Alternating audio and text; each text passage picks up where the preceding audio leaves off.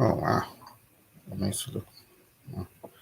بسم الله الرحمن الرحيم الحمد لله والصلاة والسلام على سيدنا محمد وعلى أهله وصحبه وسلم. What I'm putting on a shirt. Uh, okay, so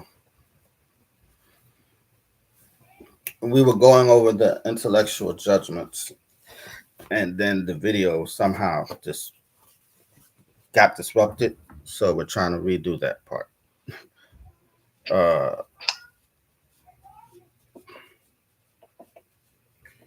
do you remember the intellectual judgments? hmm What are they? Intellectual judgments are something that's um, possible, something that's well, oh shoot, you said that I'm tired. Okay, so the intellectual judgments. Okay, Oh wait, I remember. Something the mind seems possible, something the mind seems impossible, and like it was something that's necessary. yeah, okay, Okay. that's short way of answering it. Um, so these are yani in regards to like existing things. Okay, so these intellectual judgments are three: the intellectual necessity, the intellectual possibility, the intellectual impossibility. So the intellectual necessity is that which the sound intellect judges must exist and it can never be non-existent. What the intellect has confirmed as necessary to exist is Allah Ta'ala, God the exalted in status and his attributes. The intellectual possibility is that which the sound mind judges may exist and may not exist. What the intellect has confirmed as a possibility is every occurrence or event, which is itself a creation. Basically, the terms occurrence, event, happening, creation, they all can be interchanged. Okay? So anything that has a beginning that may come into existence, this is an intellectual possibility. It says that is everything that began to exist after non-existence or will begin to exist after non-existence is a creation. Likewise, anything that has changes associated with itself is a creation. Hence, the universe which we observe has many changes. Who are you talking to? Wes. Wes? Yeah. Yeah. Anyway, let me tell you this real quick. He tell Dion, he say, your mama got negative me, but she talked too much. Dion said, what you mean she talked too much?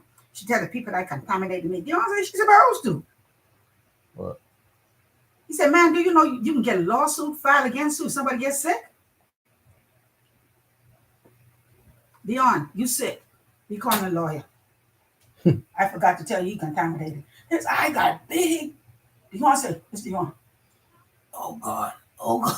That mother was scared. Hello? hmm Okay. Where we at? We have Or intellectual possibilities. yeah. So this after non is a creation. Likewise, anything that has changes associated with itself is a creation. Hence, the universe which we observe has many changes, is itself a creation. Okay, so we mentioned about the changes because uh yani some people would say nobody's seen the universe begin and they want to deny that it is a creation because they never seen it. They didn't see the beginning of the universe, right? But the proof that the universe is a creation is the changes in it of itself. Because anything that has changes in it or up on it, changes occur to it, okay, is a creation. That's a sign that it's created. Uh, I said, hence, the universe we observe has many changes, is itself a creation. Pardon? That's something. Oh, the universe has a beginning that we did not observe, but the variant changes that we observe are abundant evidence that it has a beginning that the ancient philosophers who believed that it was eternal without a beginning didn't consider. So, uh, ancient philosophers, right? And there maybe there's some people amongst the atheists today that would say that the universe always existed. Okay, your proof against them is the changes in the universe. Okay, like don't they see like the sun goes through its various fluctuations, the stars they're moving and so forth. All of that is proof that it's created. Okay, so we said the intellectual impossibility is that which the sound intellect judges as impossible. What the sound intellect has confirmed as impossible is another deity with the one true God. Other examples are the daughter giving birth to the mother, or the perfectly round square. So just as you couldn't say that Saida gave birth to your mother, that's impossible, right? Because you know that that she is the daughter of your mother, so nobody could ever convince you of that. Okay, uh, so these are just absurd proclamations without any actual reality. So if someone came to you and they told you that you was my father and you know that you are my son, then obviously you're not going to accept that. They can't convince you of that. And they're just talking rubbish. They're talking absurdities. Okay. That's an intellectual impossibility. Just like that, if someone comes and they say that the universe existed without God, that's an absurdity because the universe is a creation and all the creations is in need of a God.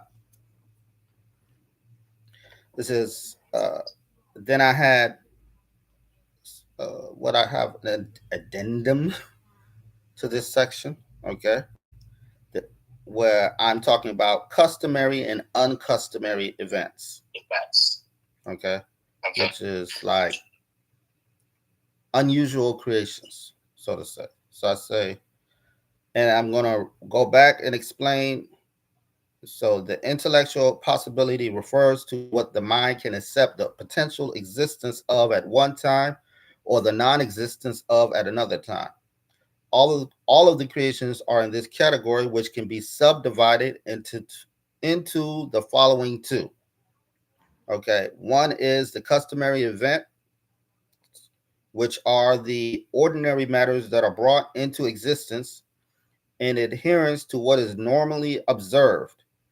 Examples of which are the burning of fire, the elimination of hunger by the consumption of food, the quenching of thirst by drinking of water, and various other cause and effect events. So things that you normally see, these are the normal type of creations. This is what we're calling customary events.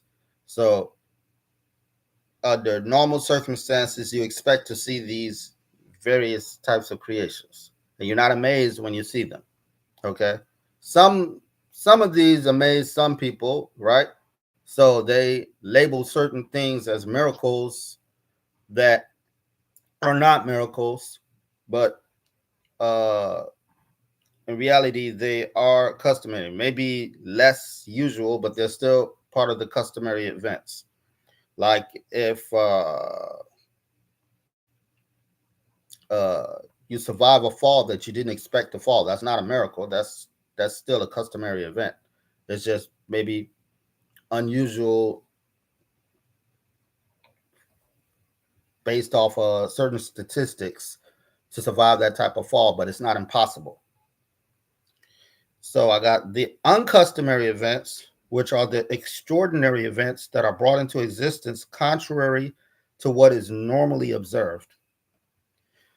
Okay, so this is some people mix uh what do I say statistically unusual events with the uncustomary events. Okay, the uncustomary events are beyond that stuff that's beyond the norm. Okay, so examples include the miracles, the mu'jiza of the prophets, alayhi salam, alayhi musalam.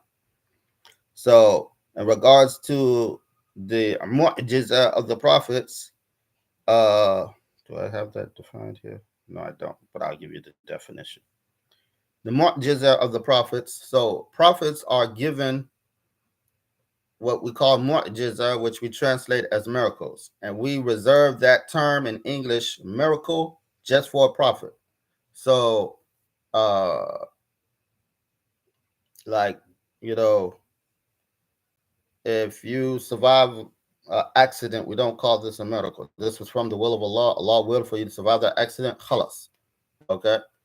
Rather, the miracle is something that is associated with someone who claims to be prophethood. Basically, it's when a truthful person claims to be prophet, then he is granted miracles. So these miracles that he is granted is he has the ability to do things that cannot be outdone. So unusual events occur at his hands, at his saying, or occur for him, okay, that cannot be outdone or even matched by someone who is opposing him. So, example, our Prophet, alayhi salam, the the people of Quraysh, they challenged his prophethood, and they said, if you're a true prophet, then make the moon split, right? And he actually did it. He looked up at the moon and he pointed with his hand and he moved his fingers apart. And as he moved his fingers apart, the moon split into two different parts, right? So, what happened with the blasphemers when this happened? What happened was they couldn't believe their eyes, right? So they said, this is strong magic. And they said, he's only fooling us because we're here with him. They said, we will catch the travelers that come to Mecca and see if any of them seen it. And that will prove that what he just did was bewitch our eyes. His magic didn't go beyond this parameter, right? So they sent out people and they met people that were traveling to Mecca that were at a distance, and they asked them had they seen such and such at any time of the night, and then the people confirmed that they saw the moon split. So this proved them wrong, but they still wouldn't admit. What did they say? They said he has real strong magic. Instead of they admit that what they saw was a miracle. So this is a miracle, and nobody was able to match that matter that the Prophet alayhi salatu wasalam did. And our Prophet alayhi salatu wasalam was granted the most miracles out of the Anbiya. Okay, so it was mentioned that he was granted a, a miracle, the likeness or better than. So either he had a miracle just like so if a particular miracle was given to one of the previous prophets, right? He was given its like or better. Okay. So just as Musa alayhi salam split the sea, our prophet split the moon. Just as yani Isa alayhi salam made the dead come back to life, our prophet made the inanimate come to life. And we have others. So, and then there's what's called the wonders. The wonders, karamat of the awliya, okay, Ridwan alayhim. This is something that occurs to the awliya, that's the saints that follow the prophet that they are following correctly. So they're extremely righteous Muslims who follow their prophet in the correct way, and then Allah supports them with this karama. This karama, you can say it's, some people translate it as wonders. Some people translate it as miracles. So you see people saying that the miracles of the awliya, but you shouldn't do that. We reserve the term miracle, we treat it like the term mu'jiza, because in Arabic, nobody used the term mu'jiza except for a prophet. Okay? and then we use karamat for the awliya. So the karama, that's singular of karamat. Karamat is plural. Okay, the karama happens at the hand of a prophet. This is I'm not at the hands of a wali. I'm sorry. Okay, and it proves that they are following their prophet, and it's something out of the generosity of Allah. Okay, so it's not necessary that every wali is granted kirama. Okay, whereas all the prophets were granted miracles, we don't say that all of the awliya is granted uh kirama. Okay, but many of them are, and it happens to them like maybe it's something that they need, and that's when it happens. Okay, or otherwise, as many awliya they don't know that they are awliya. Okay, so people reach that rank and they don't even know.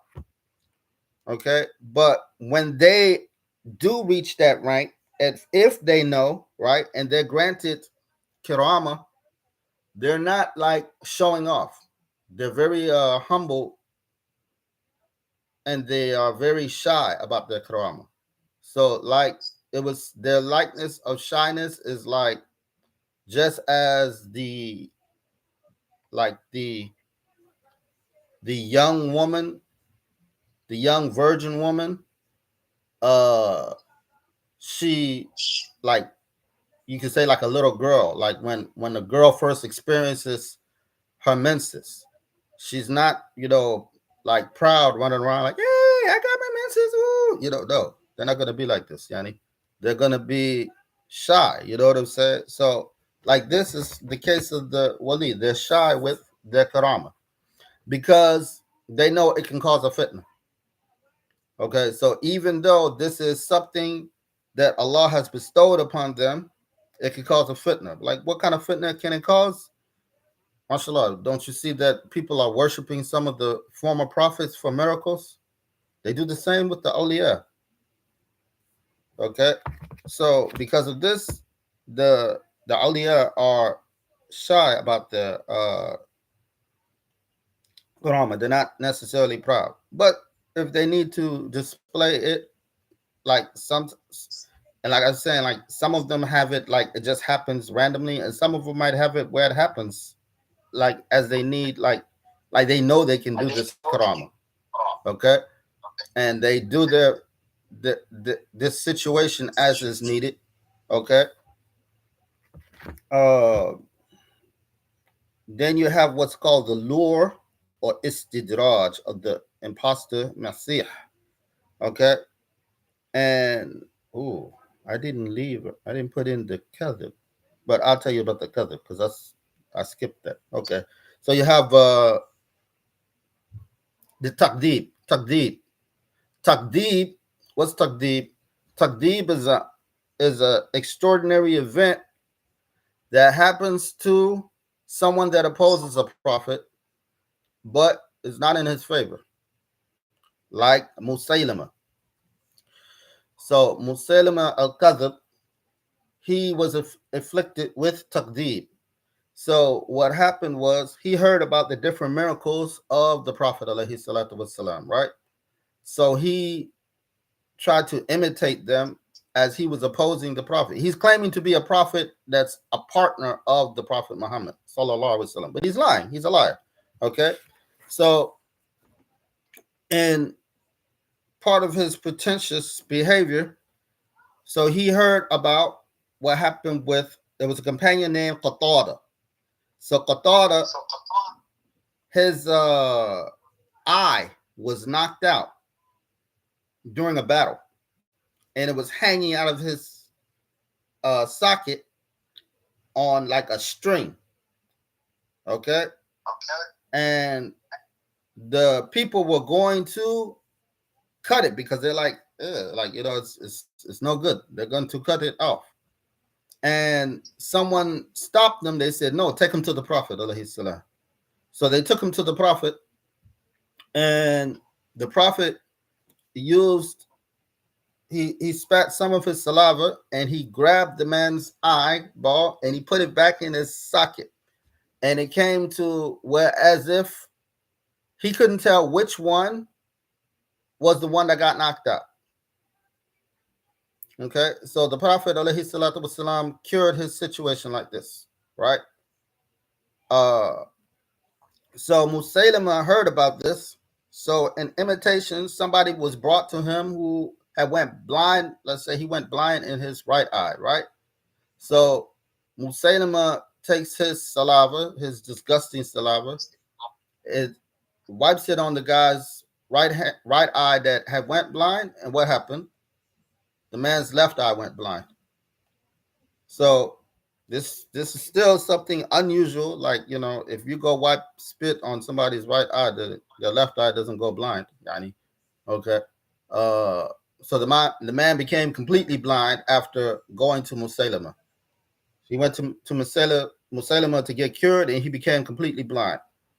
Okay, this is like one situation. Also, Musaylama, he heard about the Prophet alayhi salatu wasalam.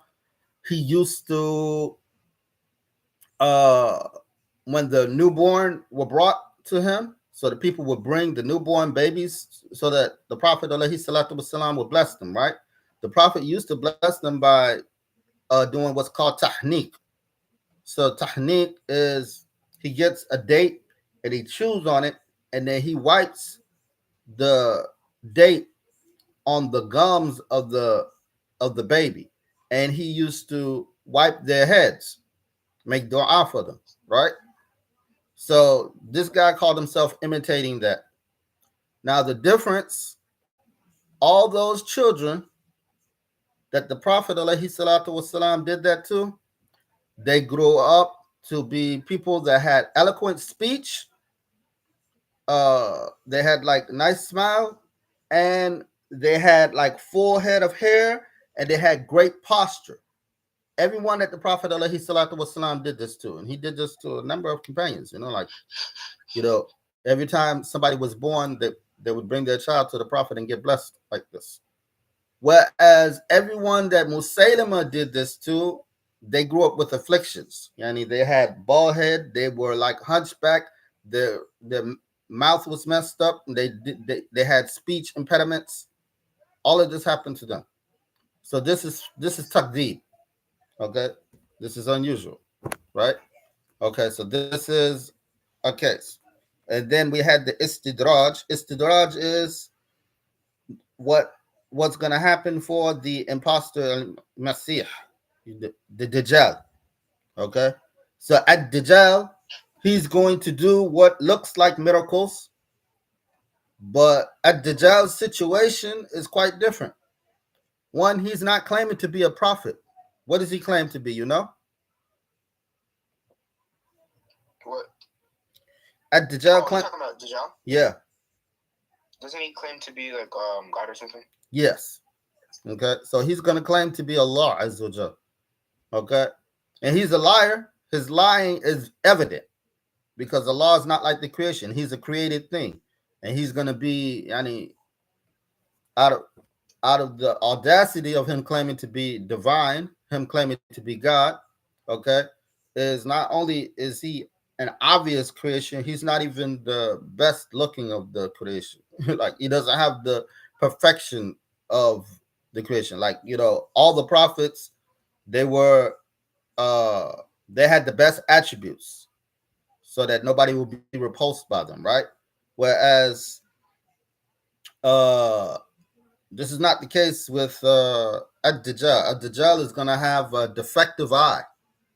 Okay, so he's that's why he's called al-awra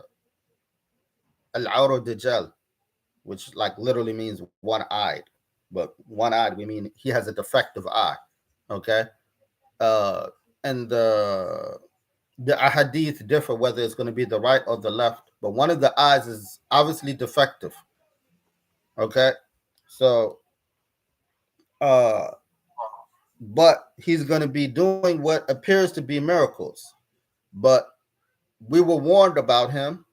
The Prophet alayhi salatu wasalam foretold us about him that he's going to be Like whoever follows him, they're gonna be given, like food and riches and so forth like this. And you're gonna see people following him, but he's gonna have shayateen working for him too. Okay, so an example, someone's gonna come to him and he's gonna tell him, he's gonna tell them, he's like, if I bring your parents back to life, will you believe in me? And they'll say yes. And then the Dajjal will do something, and the shayateen are gonna come in the form of his parents. They're gonna think that's their parents, and the shayateen is gonna confirm, yes, this is your Lord. Worship him, follow him, etc. And then this person is gonna believe him and follow him. We know better than that. The Muslims, we have Tawheed. We know that Allah is not like the creation. We know better than that. We're not like that. Okay, but the kuffar, they're ignorant. So if they see someone doing these amazing feats, they're gonna believe. What's gonna stop them from worshiping him? Well, Adim, you know how I want to explain to you the how low is the reality of the kuffar and their ignorance to divinity. Okay, because the knowledge of divinity is tawheed, right? So by tawheed, we distinguish Allah from the creations, right? Matter of fact, let me finish read this section and then I'll explain it. Uh, where would I go? I said scientific materialism confuses the categories of the intellectual judgments. Restricted to only what can be observed, they fall into blasphemy, denying the intellectual necessity, deeming the intellectual impossibility as possible, and judging some of the uncustomary events as impossible.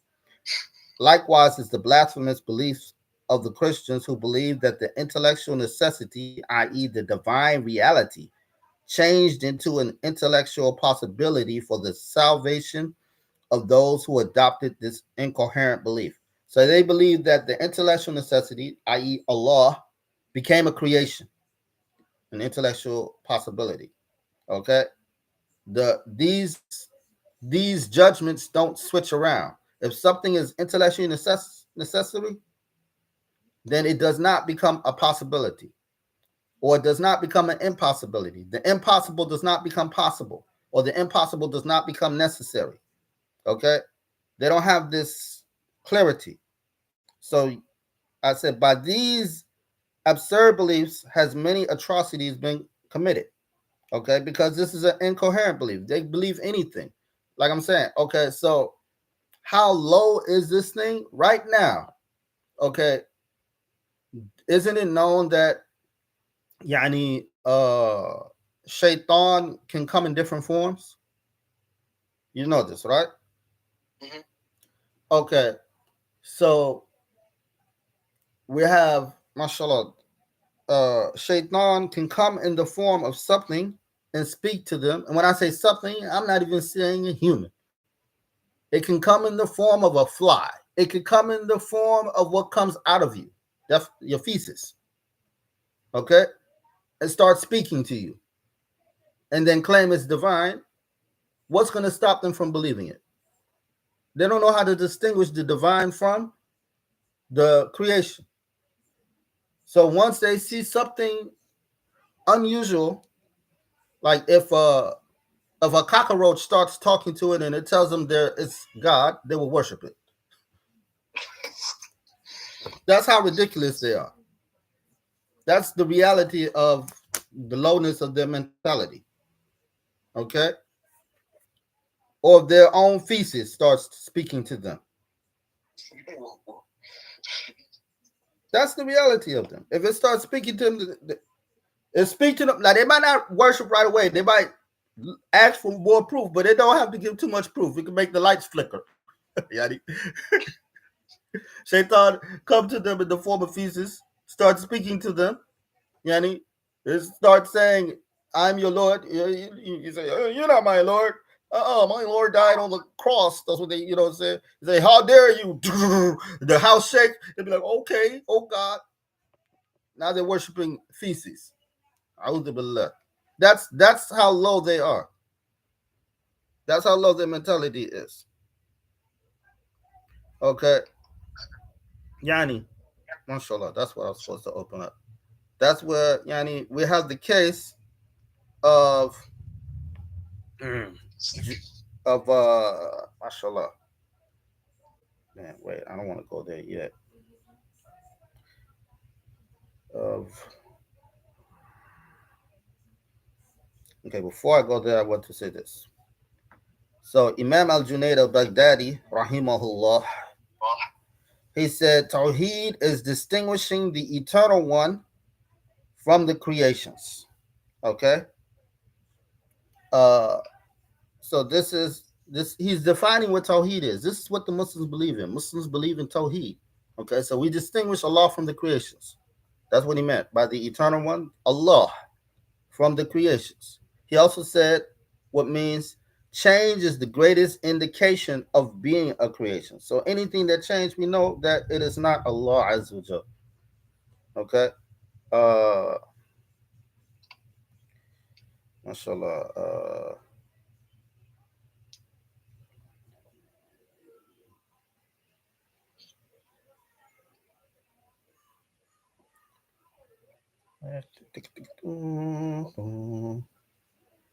Let me see.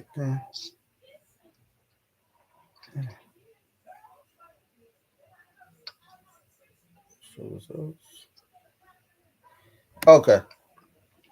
So an example of what I'm talking about. I said our master Abdul Qadir Jalani rahimahullah used to give 12 lessons every day in the fiqh and tawheed. Once he was praying, he saw an illumination, and a voice addressed him saying, "O Abdul Qadir, I am your Lord, and I relieve you of all the obligations." Okay, so Abdul Qadir Jalani, who is he? He's a descendant of our Prophet Muhammad sallallahu alaihi wasallam. Okay, like so, mashallah, I want to say in the years of 500 something, yani, like 500, like so about 500 years after the migration of the Prophet alayhi salatu wasalam, this was his great great great great grandson. Okay, uh, how many greats I don't know that is, but so many. His lineage goes back to the Prophet alayhi salatu wasalam. So he became a scholar. So he's the descendant of the Prophet, and he became a scholar, and he became a wali. Okay, and the awliya in the family of the Prophet is prominent. Many of the Prophet's family became awliya, and Abdul Qadir Jalani is one of the most famous and great ones. So he, okay, the way this story I got it typed up, I want to clarify some things. So he used to go what's called an isolation. Okay, like this is something that halwa is something that the awliya do. They or like Sufis, they tend to go into isolation, okay, where they worship Allah alone. So this was when this case happened. It didn't happen when he was given the 12 lessons a day. That that's later. Yani. But he used to go in Khalwa, and one time when he was in Khalwa, that's when this incident happened. So it says, a voice addressed him saying, "O Abdul Qadir, I am your Lord, and I relieve you of all the obligations." He signaled by his hand, "Go away, you are the devil."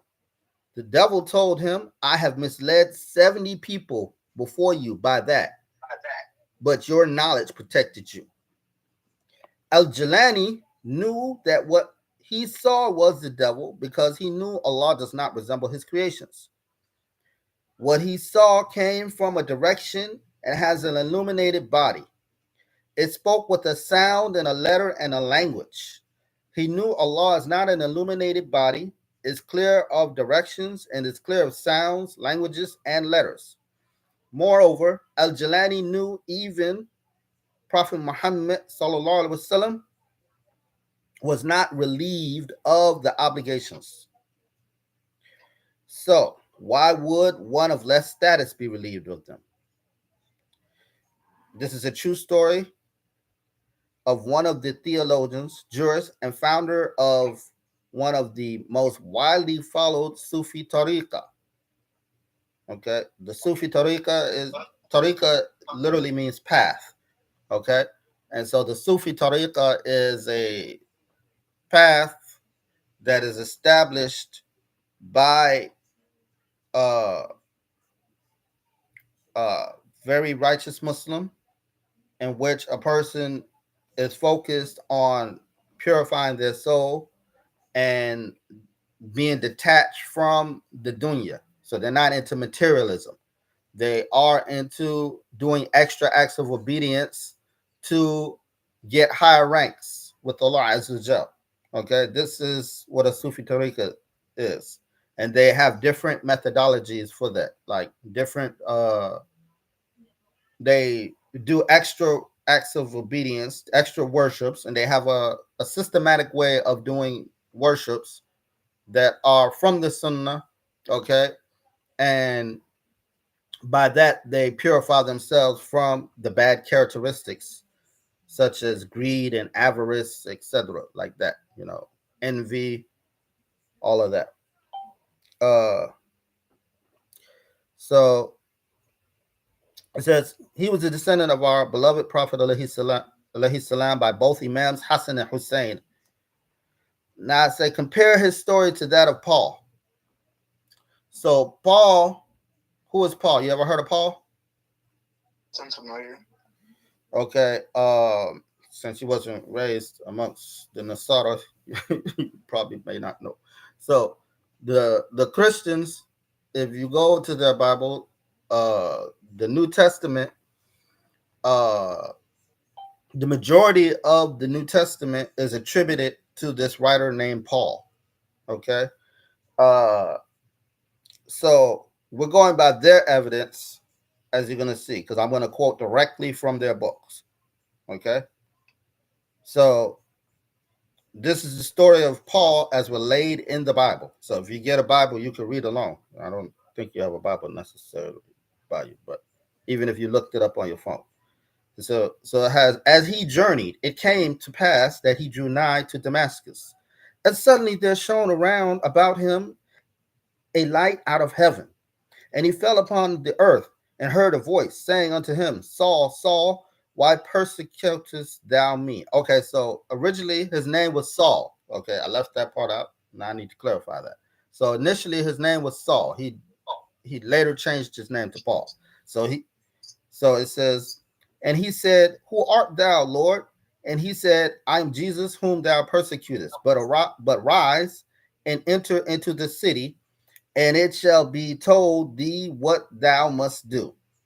Okay, so this guy Saul, to give you a little bit more background, okay, he was originally according to the Bible, okay, and no Christian will argue against me on this. He was originally a Pharisee, okay. The Pharisees was a group of the Jews, and he was opposing uh, the followers of Isa alayhi salam, Jesus, right?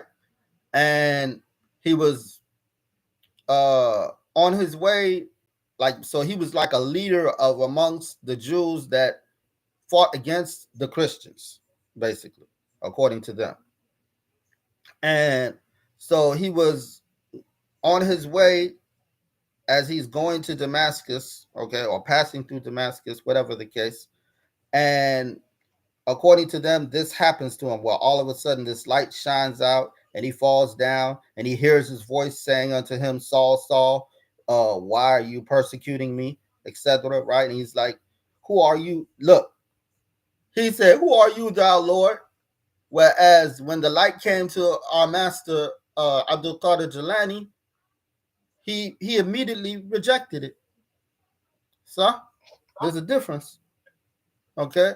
So a light can pop up. We're not going to think that's Allah Azza wa Jal. But this guy who doesn't know Allah, he starts claiming, Who art thou, Lord?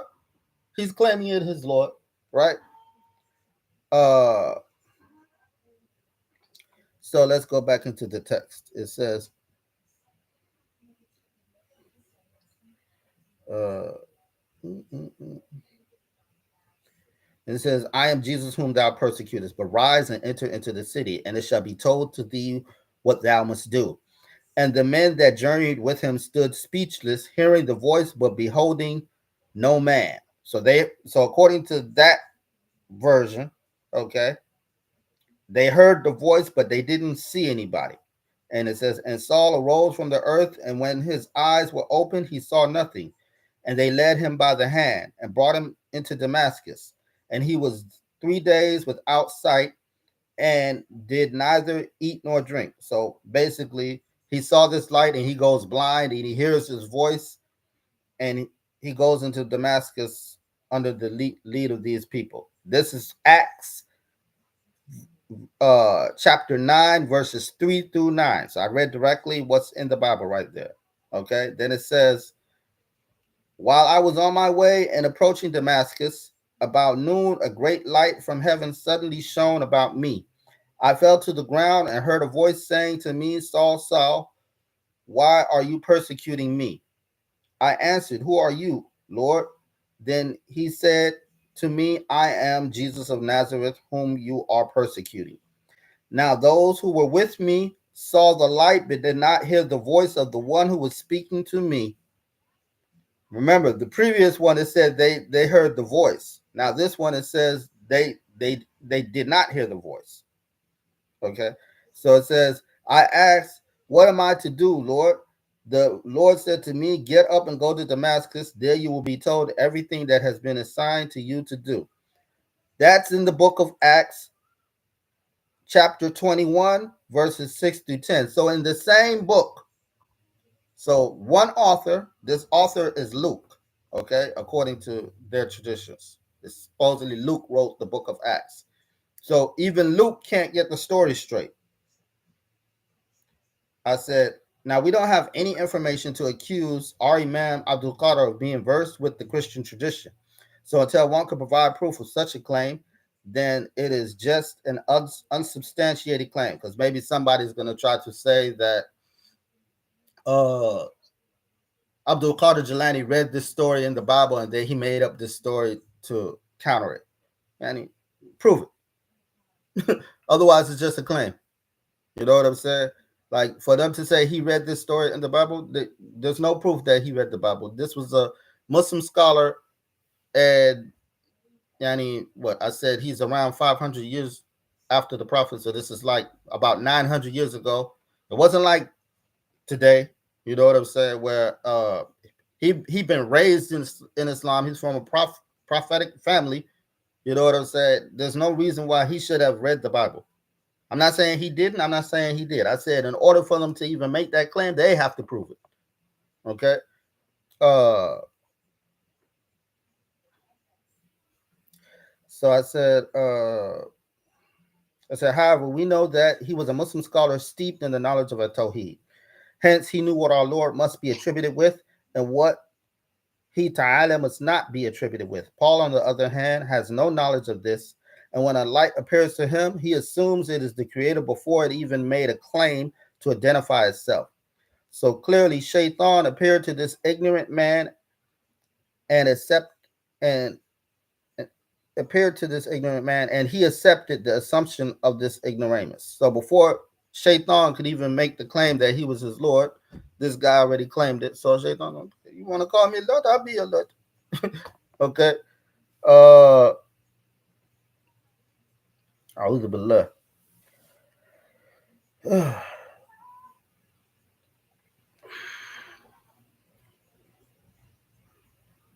I said, added to it and ran with it to misguide him and whoever was foolish enough to believe his claims. Paul didn't know that Allah Ta'ala is the creator of light and is unlike the creations. And this is the lot of his followers. That's why I said if some weird stuff like I mentioned earlier, so yani, if they start hearing, they could run into a frog and start talking to them, and then some weird stuff, the earth shake, whatever, and so forth, they'll start worshiping a frog.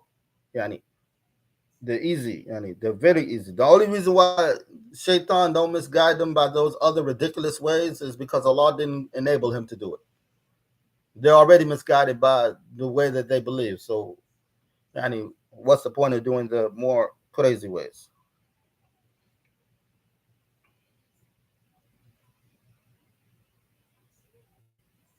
Hmm?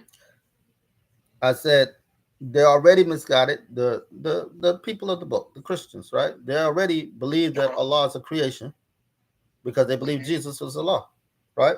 Okay, Hmm. so there's no point in making them start worshiping crickets and frogs and defecation and whatever else. You know what I'm saying? By making these Uh-huh. different things talk to him, Shaitan don't even have to work that hard. But if he wanted to, Yeah. he could do that. You know what I'm saying? And and if Allah enabled him, because he can't do nothing without Allah enabling him to do anything. Okay, so I said Paul didn't know that Allah Ta'ala is the creator of light and unlike the creations, and this is a lot of his followers. Another thing to note is that according to the first account, the other men did hear the voice, whilst in the second account, the men did not hear the voice. And the accounts are from the same author. The liar that claims this to be the word of God cannot even get the story straight. If this was in a court of law or judged by anyone with sound reasoning, they will know that it is a fabrication. MashaAllah. So, uh, that's it that I want to go over for now, and we're gonna get back into the actual book, inshallah tomorrow, inshallah. Uh, any questions? No. Okay, so let's يهلي لا إله إلا الله لا إله إلا الله لا إله إلا الله اللهم صل على سيدنا محمد وعلى أهله وصحبه وسلم اللهم صل على سيدنا محمد وعلى أهله وصحبه وسلم اللهم صل على سيدنا محمد وعلى أهله وصحبه وسلم رب اغفر للمؤمنين والمؤمنات رب اغفر للمؤمنين والمؤمنات رب اغفر للمؤمنين والمؤمنات. Okay. Yes, and